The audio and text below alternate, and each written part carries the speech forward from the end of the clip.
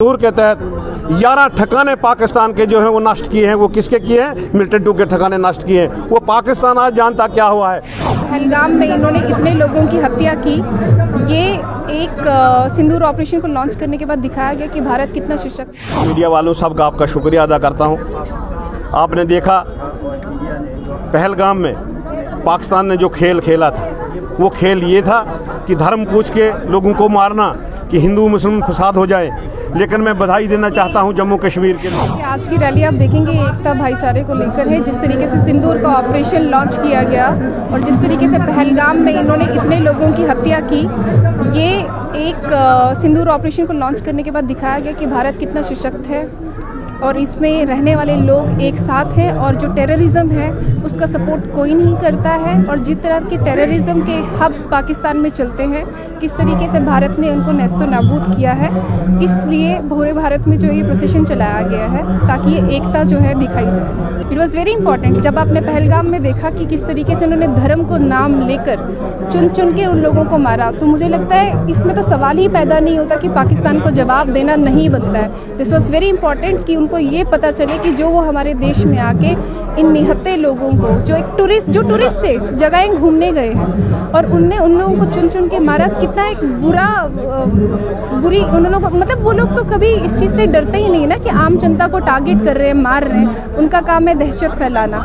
लेकिन वो इस चीज़ में कामयाब नहीं रहेंगे। उन्होंने पहलगाम में ये हादसा किया था, लेकिन अब उन्हें ये पता चल गया कि भारत कितना डिफेंस सिस्टम कितना तेज़ है, हमारी आर्मी जो है वो कितनी सशक्त है इस चीज़ का बदला लेने के लिए। देखिए, अगर उसने सुधरना होता तो अभी तक सुधर गया होता। जो आतंकवाद को जन्म देता है, जो आतंकवाद को पैदा कर रहा है, वहाँ पे पनपा रहा है, तो आप खुद ही सोच लीजिए कि उसकी मानसिकता किस हिसाब की है, वो क्या करना चाहता है। वो सुधरने वाला देश नहीं है। उसे जब मौका मिलेगा तो भारत यही दिखाएगा कि उनको किस तरीके से ख़त्म करना है। तो मैं मीडिया वालों सबका आपका शुक्रिया अदा करता हूँ। आपने देखा पहलगाम में पाकिस्तान ने जो खेल खेला था, वो खेल ये था कि धर्म पूछ के लोगों को मारना, कि हिंदू मुस्लिम फसाद हो जाए। लेकिन मैं बधाई देना चाहता हूं जम्मू कश्मीर के लोगों को। जैसे ही वहां पे मासूम लोगों की हत्या की गई, लोग घरों से बाहर निकले, पाकिस्तान मुर्दाबाद के नारे कहे, हिंदुस्तान जिंदाबाद के नारे कहे और कहा खून का बदला खून से लेंगे। प्रधानमंत्री जी पे जोर दिया कि इसका बदला लेना ही लेना है। तो सारे देश ने ये फैसला लिया कि एक बार ये बदला जो है लेना ही लेना है। तो ये जो हमारा ऑपरेशन सिंदूर था, आपने आदरणीय नरेंद्र भाई मोदी जी ने ऐलान कर दिया और उसके तहत ऑपरेशन सिंदूर के तहत 11 ठिकाने पाकिस्तान के जो हैं वो नष्ट किए हैं। वो किसके किए हैं? मिलिटेंट टू के ठिकाने नष्ट किए हैं। वो पाकिस्तान आज जानता क्या हुआ है। मैं अपने देश की आर्मी को, देश के जवानों को, देश के हमारे फोर्सेस को बधाई देना चाहता हूं कि जो आदरणीय नरेंद्र भाई मोदी जी ने फैसला किया था उसको पूरा करने में अगर सहयोग किया है तो वो हमारी आर्मी, इंडिया आर्मी ने किया, इंडिया फोर्सेस ने किया है। जहां एक तरफ से सिंदूर के बाद पूरा नहीं वो उसने माफ़ी मांग ली। उसको मांगना नहीं क्या, एक कर्नल, एक ऐसे कर्नल पे जिन्होंने सिंदूर को लीड किया, उन पे ऐसे रिमार्क्स करना, उसका दिमाग ही इतना था, उसने ऐसे ही कह दिया। ऐसी कोई बात नहीं है। आपने देखी इन लोगों ने कुर्बानियाँ, यही नहीं, उनकी पीढ़ी दर पीढ़ी जो है उसने देश के लिए कुर्बानियाँ दी हैं। हम उनके लिए ऐसे आंख उठा के देख नहीं सकते। बाकी तो बात छोड़ दो, आप कहने की बात दूसरी है। बीजेपी ने इसमें स्टैंड क्यों नहीं लिया अब तक? उनको अब उसने माफ़ी मांग ली, सारा कुछ मांगा और स्टैंड लेंगे। अभी उसके अभी हफ्ता ही तो हुआ है टोटल। अभी आगे देखो, मांगना हल है किसी ऐसे जो जिनमें पूरी पीढ़ी दर पर अभी कह रहे हैं कि उन्होंने देश के लिए बिल्कुल बहुत बड़ी कुर्बानियाँ दी हैं और हम उनके बिल्कुल साथ हैं। और जो भी सजा जिसने वो कहा है उसको देनी होगी, पार्टी देगी। कैबिनेट से और बीजेपी से बाहर निकालना चाहिए। बिल्कुल निकालेंगे। अभी देखो ना, आप होता कि ये भारतीय जनता पार्टी, ये किसी की शकी नहीं है। ये जो बुरा करता है उसको बुरा किया जाता है, उससे बुरा किया जाता है। लोगों का मानना, आपने देखा 65 में लड़ाई लड़ी, 71 में लड़ाई लड़ी, करगिल युद्ध हुआ और हमेशा ये छेड़ता रहा। उसके बाद इसने सोचा था कि कश्मीर वालों को मैं अपनी तरफ खींच लूँ। ये लास्ट वार था उसका और ये लास्ट वार इतना देश के लिए मजबूत हुआ कि देश का बच्चा जो था इकट्ठा हो गया। उन्होंने कहा कि पाकिस्तान मुर्दाबाद, पाकिस्तान के साथ खूनी बदला हम लेंगे। वो हिंदू ने नहीं कहा, सब हिंदू ने, मुसलमान ने, सिख ने, ईसाई ने, जो भी इस देश के मालिक हैं उन सब ने ये बात कही है। इसलिए आज पाकिस्तान बिल्कुल उसके घर इलाके में थलथली मची हुई है। आपने देखा था, आप जिला डोडा के रहने वाले हैं, कितनी मिलिटेंसी थी यहाँ पे। हमने कुल्हाड़ कांड देखा, 22 लाशें किट्ठी चलानी हमने देखी, बरातों की बरातें ख़त्म होती हमने देखी। चांपनाड़ी कांड हमने देखा, बरशला कांड हमने देखा, हस्ती कांड हमने देखा।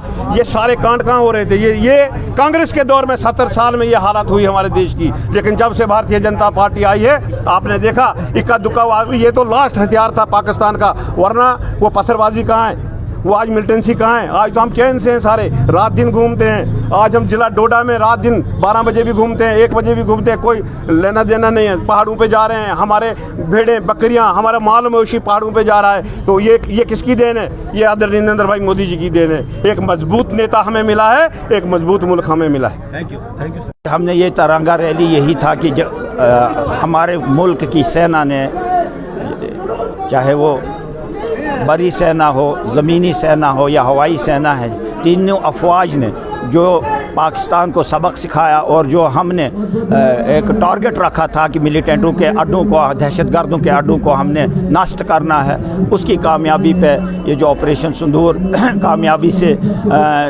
सरअंजाम पहुंचा। तो उन फौजी जवानों को तमाम रियासत, तमाम मुल्क के फौजी जवान, चाहे पैरामिलिट्री फोर्स हो या आर्मी हो, तो नेवी हो या एयरफोर्स हो, सबका हौसला बुलंद करने के लिए हमने ये रैली का आयोजन किया था। यही इसका मकसद था। बहुत ये इतना इम्पॉर्टेंट बना था। अगर ये जवाब नहीं देते, आप यकीन करो कि पाकिस्तान के दहशतगर्दों ने जो हरकत की थी पहलगाम में, ये नाम पूछ के लोगों को मारा गया था, तो जाहिर सी बात है कि हम पूरे हिंदुस्तान में मुस्लिम कम्युनिटी जो अक़लियत में है, उनका यही टारगेट था कि ये पूरे हिंदुस्तान में हिंदू मुस्लिम फसाद हो जाएंगे और देश बेकाबू हो जाएगा। लेकिन मैं यहाँ की हिंदू कम्युनिटी का बहुत शुक्रिया अदा करता हूँ कि इन्होंने बड़े संयम से काम लिया और उनको ये उल्टा ही गले फंस गया। वो चाहते थे कि हिंदुस्तान टूटे, लेकिन उन 27 लोगों ने तो शहादत दी, लेकिन उनकी शहादत से ये फ़ायदा हुआ कि पूरे कश्मीर से लेकर कन्याकुमारी, मशरक़, मगरिब, शुमाल, जुनूब हिंदुस्तान एक हो गया। हिंदू मुस्लिम भाईचारा और मजबूत हो गया। तमाम पॉलिटिकल पार्टियां पाकिस्तान के ख़िलाफ़ एक हो गई। उसका ये फ़ायदा देखना मिला हमें। लेकिन जो जाने गई वो तो शहादत उन्होंने हासिल की, वो तो ज़िंदा नहीं हो पाएंगे। लेकिन जिस नज़रिए से पाकिस्तान ने ये अटैक करवाया था, उसमें वो नाकाम हो गया और उसको मुंह की खानी पड़ी। और आज पूरे दुनिया में एक्सपोज हो गया कि पाकिस्तान में दहशतगर्दों के अड्डे हैं और जब तक न वो उन अड्डों को वहाँ से निकालेगा, मैं नहीं कहता हूँ कि हिंद पाक के ताल्लुकात अच्छे रहेंगे। क्या लगता है? जाहिर सी बात है कि देखो, वहाँ अगर कोई पॉलिटिकल क़यादत होती, कोई फ़ैसला लिया जाता है। पाकिस्तान में जब 47 से अलग हो गया, 47 से लेके हमारे इंडिया ने कितनी तरक्की की, स्पेस में जगह बनाई, तो उन्होंने क्या किया? सिर्फ दहशतगर्द पाले। तो जाहिर सी बात है उनको अकल करनी चाहिए। उनके जो वहाँ के जो पढ़ी लिखी आवाम है, वहाँ भी इंटेलेक्चुअल होंगे, पढ़े लिखे लोग होंगे, तो उनको ये सोचना चाहिए कि भाई अपने उन आकाओं को कहना चाहिए, जो भी वहाँ पे इंटेलेक्चुअल हैं, पढ़े लिखे लोग हैं, उनको ये कहना चाहिए कि मुल्क कैसे बढ़ेगा आगे। दहशतगर्द पालने से तो मुल्क आगे बढ़ नहीं सकता है, लेकिन उनको तो ऐसा कदम उठाना चाहिए। अगर वो ऐसे शरारतें करते रहेंगे तो इंडिया बख्शने वाला नहीं है। पहली बार हमने इतिहास में ऐसा देखा है कि पूरा देश नहीं बल्कि हम खास करके हमारे जम्मू कश्मीर का हम देखते थे कि इस तरह एकजुट होकर लोग सामने नहीं आते थे। कोई भी स्ट्राइक होती थी, पहले भी स्ट्राइकें हुई हैं, पहले भी युद्ध हुए हैं, लेकिन पहली बार हमने जम्मू कश्मीर में देखा है कि लोग इस तरह बढ़ चढ़ के खुशी मना रहे हैं और इजहार कर रहे हैं। पहले एक डर का माहौल होता था यहाँ पे कि हाँ, कुछ लोग थे जो हर समुदाय से, हर जगह से आते थे और वो चाहते थे अपना इजहार करना, लेकिन वो कॉन्फिडेंस, वो उसमें आत्मविश्वास नहीं होता था। डर होता था कि ना जाने हम खुल के सामने आते हैं तो अगर इसका समर्थन करते हैं, उनका विरोध करते हैं आतंकवादियों का और पाकिस्तानियों का, तो ना जाने हमारा भी कुछ ना कुछ बुरा व्यवहार ना हो जाए, हमसे भी बुरा हशर ना हो जाए। लेकिन फर्स्ट टाइम ऐसा हुआ और ये केवल और केवल नरेंद्र मोदी जी का जो विश्वास लोगों में जग गया है, उनका नेतृत्व के जो 100 जो लोग काम कर रहे हैं, उनके कारण जो विश्वास आ गया लोगों में। और एक सुशाकर हम देख रहे हैं कि जगह जगह पे तिरंगा रैली, बल्कि हम देख रहे हैं कि ये रैलियाँ जो हो रही हैं, इनको कोई राजनीतिक दल नहीं कर रहे हैं, बल्कि आम लोग, सिविल सोसाइटी